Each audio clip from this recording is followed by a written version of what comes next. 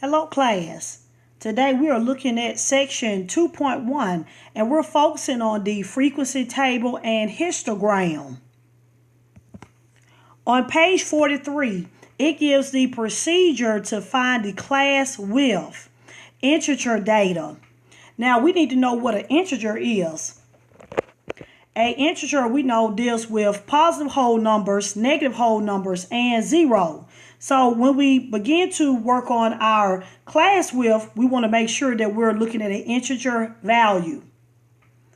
We're going to use that class width to help us find the lower and upper limits of our class limit. On this particular problem, I have the height of 21 students in class. And I have 21 pieces of data. And I wanted to look at what unit of measures is this data in, because we're talking about a height. We know that when we think about height, we'll usually say 6 feet 4 inches, 5 feet 11 inches, things like that. But notice that the height of these students, we have 51 and 57 and 63 and 76. We have different numbers. These heights in this particular data is measured in inches. The first column talks about the class limit.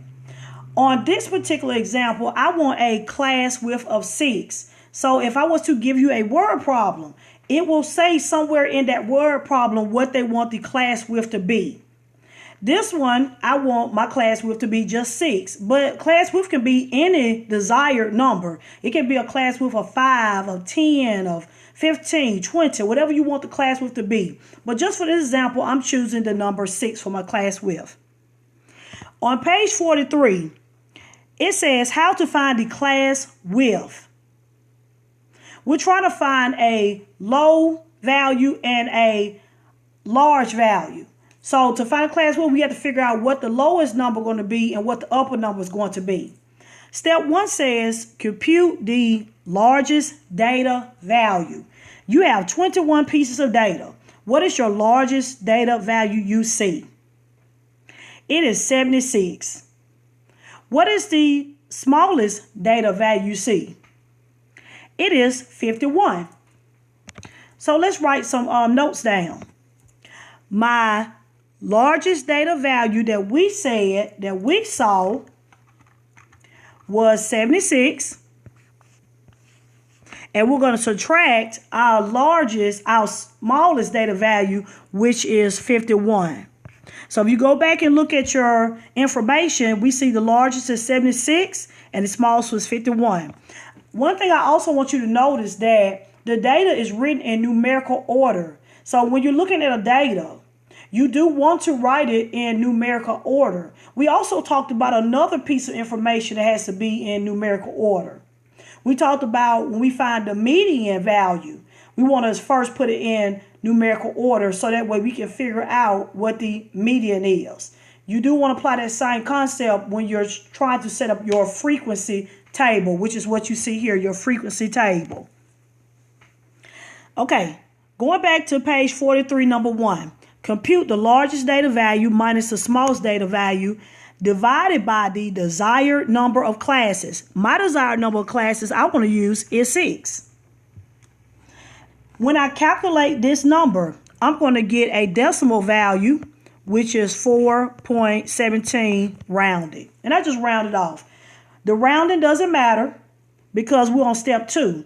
It says increase the computed value, which is the 4.17, to the next highest whole number. So what would that whole number be?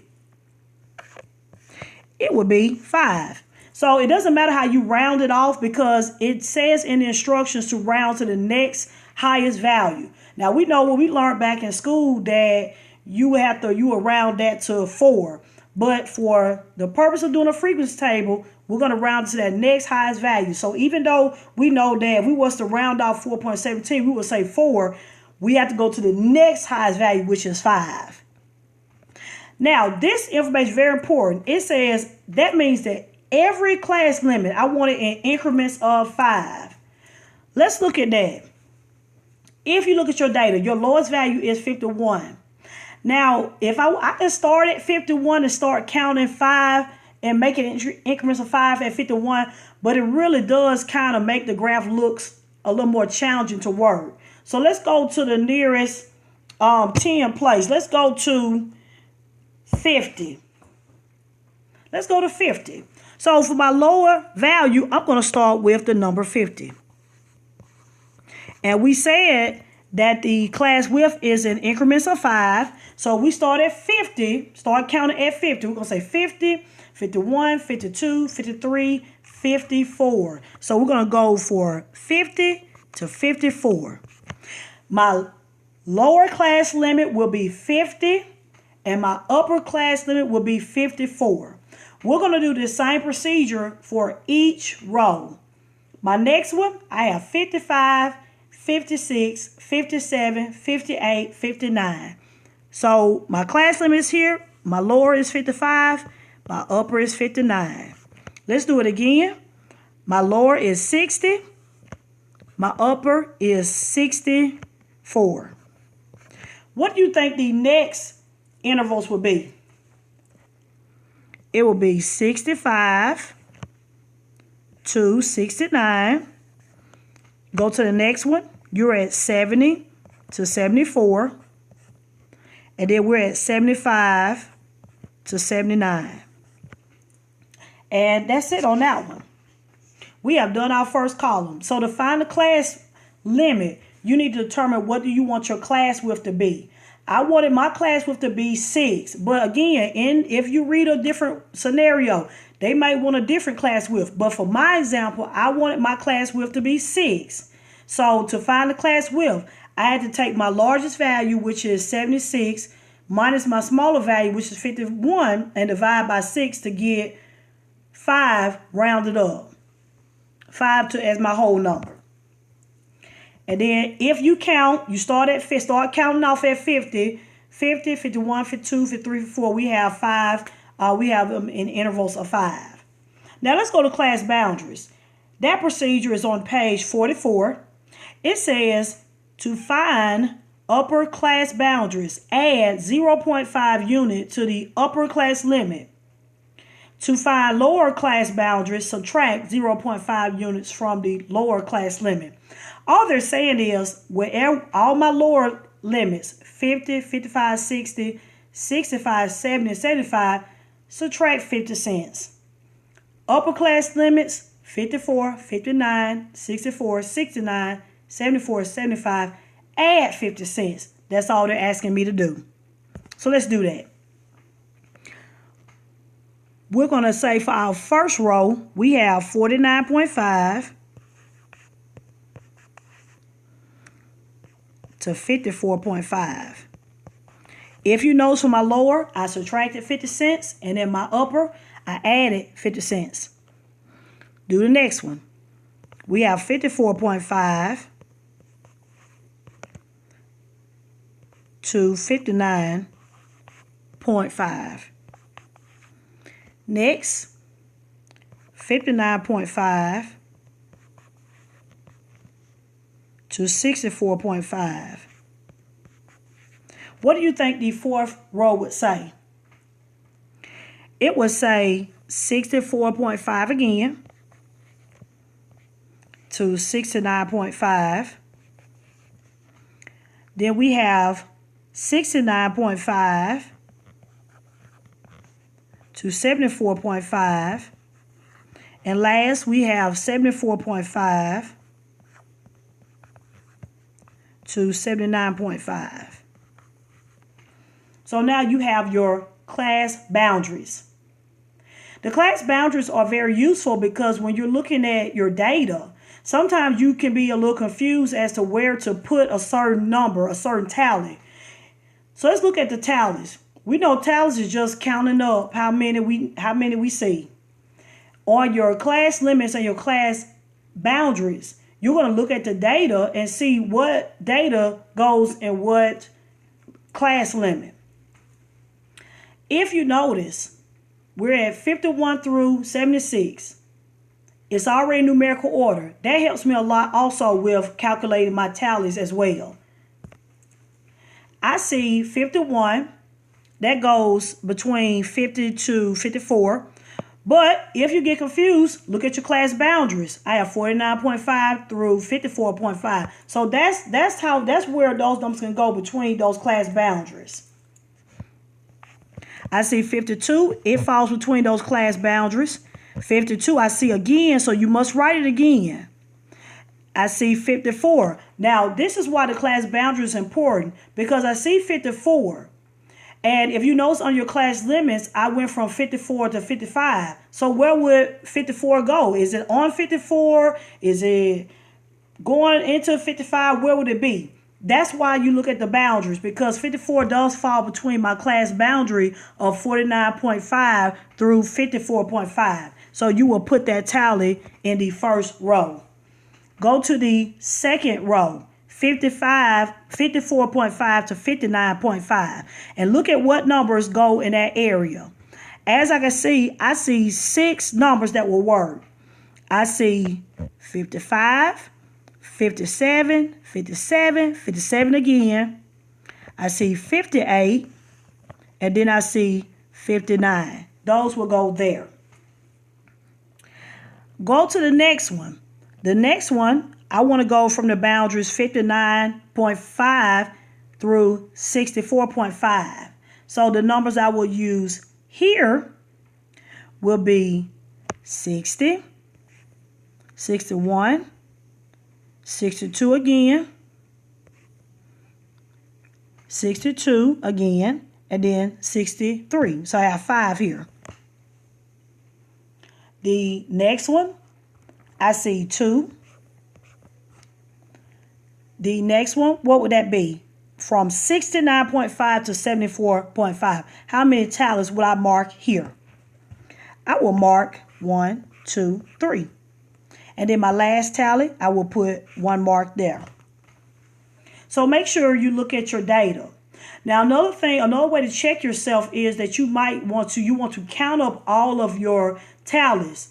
Your tallies should add up to how many numbers? Your tally should add up to 21 different pieces of data. So before you move forward, make sure your tallies equal 21. Now, frequency, very easy. You're just counting your tallies and giving me a numerical value of your tallies. For the first one, I have 4. Then I have 6. Then I have 5. I have 2. I have 3. And I have 1.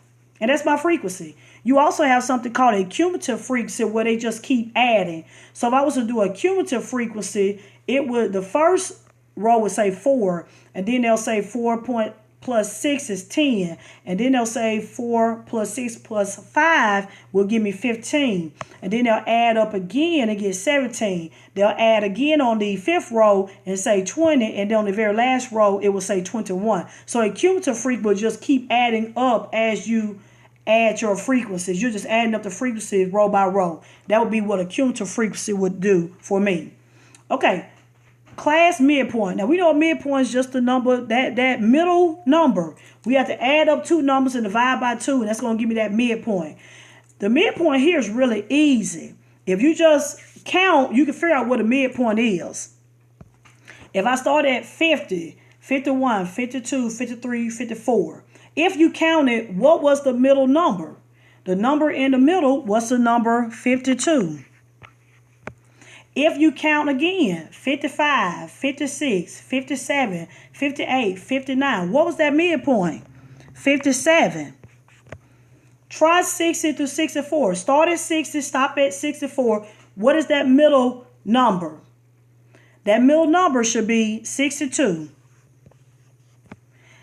The next row, your middle number, your midpoint will be 67. Then your midpoint will be 72. And then your midpoint will be 77. Now, this works very easy when you have an odd amount of numbers. But if you have an even amount of numbers, you know you have to do a little work. But let's go over the formula for the midpoint to make sure we understand how to find the midpoint. So if we were to find the midpoint, that is on page 44. It says the midpoint is the lower class limit. So let's go back to the very first class limit, the 50 through 54. So the lower class limit was 50. Then it says plus the upper class limit. It was 54. And then divide by 2 to find that midpoint. So if we add these numbers up, we have 50 plus 54 equals 104. And then you divide that number by 2 and you'll get 52, which is what we have on our table.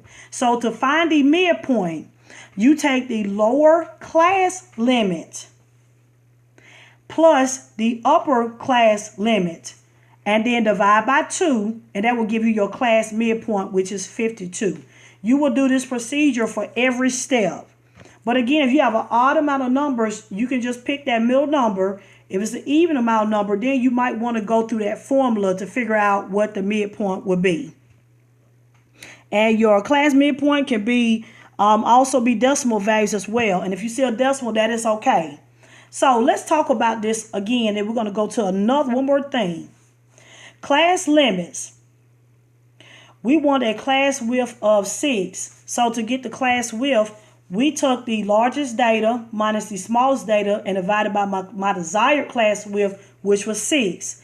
I took that answer and rounded to the next whole number, which was 5. If I look at my table, we have that many class widths, 5. We have a class width of 5. Class width just means I went from 50 to 54. That's class width of 5. That's what that means. For my class boundaries, we took our lower class limit and we just subtracted it by 0.5, our upper class limit, and added it by 0.5. And we fixed those intervals up, those increments up. My tally, we looked at the table. We have 21 pieces of data. And we looked at the class boundary to make sure we're putting our data in the right section. And we just counted how many we see. For 59.5 through 54.5, I noticed that 51, 52, 52 again, and 54 fell into that category. So we have 4 tallies. Under frequency, you only write the numerical value of your tally. To do class midpoint, you're going to look at the class limits, lower and upper numbers. To find that class midpoint again, we're going to take the lower class limit plus the upper class limit and divide by 2 to get that class midpoint. And that is how you look at the frequency table. I do want you to go through your textbook and look at some of those examples and see can you calculate those and understand how they got those answers as well. Now we're going to go to another part, and I want to look at this histogram generator. If you notice, I Googled histogram generator and it says easy histogram maker. I want to click on that first one. It's really good. So let's look at that one. So right here, you do have to play around with it to make sure you understand, but it's very easy. So hopefully you have written down your 21 pieces of data. If not, you want to pause your video right quick and write down those 21 pieces of data, because I'm going to type those into my box here, and the box is kind of small, but we're going to type it in. So let's look at the data. I'm going to type in 51, and then you want to put commas in between everything. So just type it in and put a comma in between. If you had a number like, for this generator, if you had like the number 1000, don't say 1,000. Just write down 1000 because it'll distort your graph. So if it's a number that includes commas, don't include the commas. So very important. The commas is only to separate each number. So be very careful with that part. Let's keep putting in our data. I have 54, 55, 57, 57 again, 57 a third time, 58, 59, 60,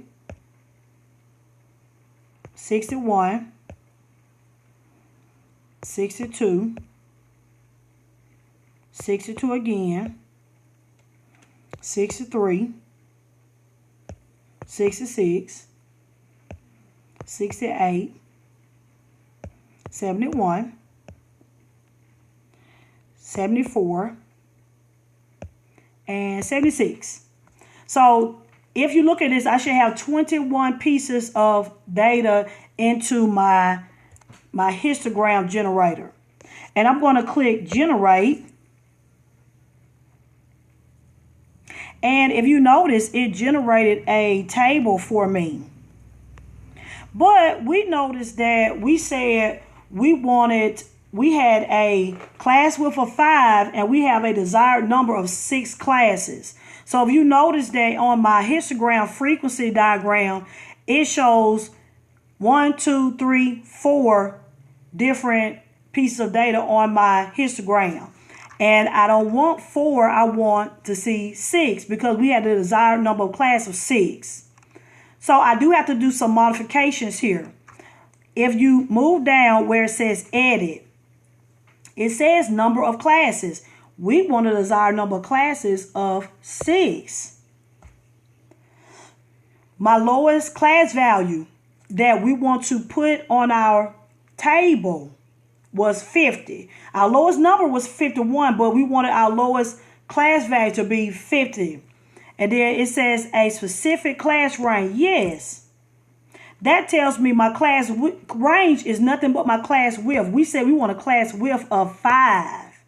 So let's look at this again. We had a desired number of classes, which is 6. On my frequency table, my lowest class value on that table is 50. We do want a specific class width. That's your class range, which was 5. And now we're going to click Edit Histogram. Make sure you hit Edit Histogram. And when you edit the histogram, notice everything is just like we just saw on our video. Look at the frequency table. Everything looks the same. My class, notice I went from 50 to 54. It went from 55 to 59, 60 to 64, 65, 69, 70 to 74, 75, 79. And then it counted. It didn't do tallies. It gave me the frequency. 4, 6, 5, 2, 2, 1. And then right here, you have your histogram. So you can see in your x-axis, it gives you from 50 to 55. And it tells you 4. Okay, and then 55 to 60, I got 6 pieces of data there. And then when you add these numbers up, it should add to equal what again? It should still add to equal 21. Now, one thing great about this generator is that it gives me a lot more information. And some of this information we will talk about a little later in our throughout this class. And some things we haven't talked about. We haven't talked about skew and standard deviation, things like that. But that is some things we're going to touch on later. So this is a very good generator. So I also want you to look in your textbook and use this generator to see if what you have will match the information you have in your book. When you're doing some examples, make sure you have the answers to your problems so that way you'll know that you're doing everything correctly. That is it. So I hope you all understand the computation on and how to set up a table and how to set up a histogram on looking at these different data. We looked at the frequency table and how to create a histogram.